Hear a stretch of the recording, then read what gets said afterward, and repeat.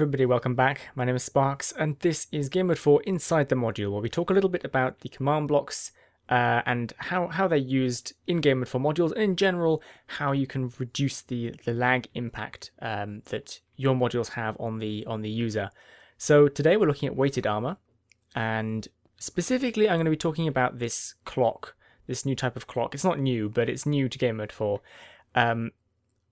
It is basically as a response to hopper clocks freezing up in 1.9. Now normally a hopper clock runs perfectly fine as long as it stays in loaded chunks, so in the spawn chunks it's fine, but I have now on several occasions noticed in single player worlds hopper clocks freezing up in 1.9 worlds, where the item kind of gets stuck halfway between the two and kind of flickers back and forth between the hoppers really quickly, which causes it to effectively stop the comparator from turning off.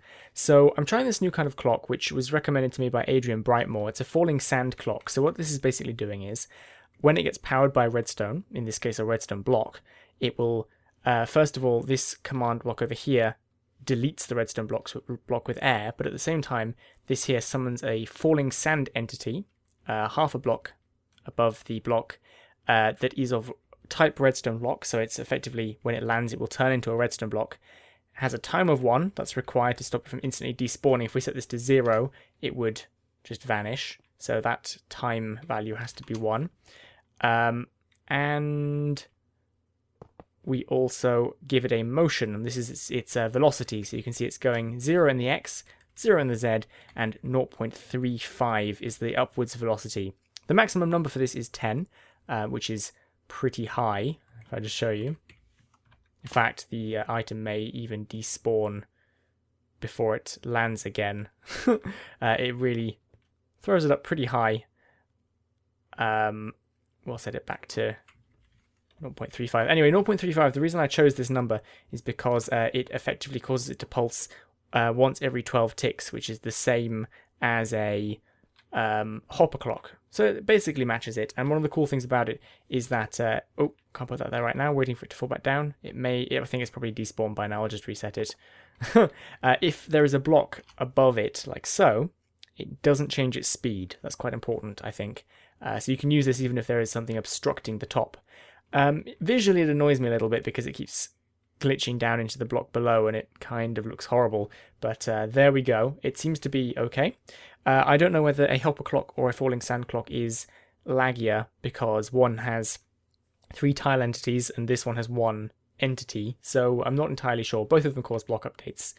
As for the rest of the module, we are using a GM4 objective called armor, which basically tracks the value of the armor you're wearing. So if I go scoreboard objective, set display sidebar armor, then if I put on any kind of armor, it will give me a cumulative score, and this is a score between 0 and 20, which relates to how full this bar down here is for the player. So currently I have 4, which is 2 cloth icons. So the weight is then basically just done with these 3 command blocks here. Whoops. So this one here is affecting anyone with a weight of 8 or less. Oh, sorry, with a weight of 8 or more, with slowness 1. And this one here is doing the same thing for 16 or more with slowness 2.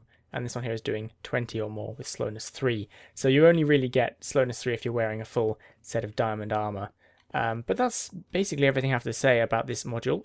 Something interesting is that I have left the scoreboard objective added here. This is partially because if somebody were to remove the scoreboard from the world, the module would stop working. So this way it effectively fixes itself if somebody does that by accident. Secondly,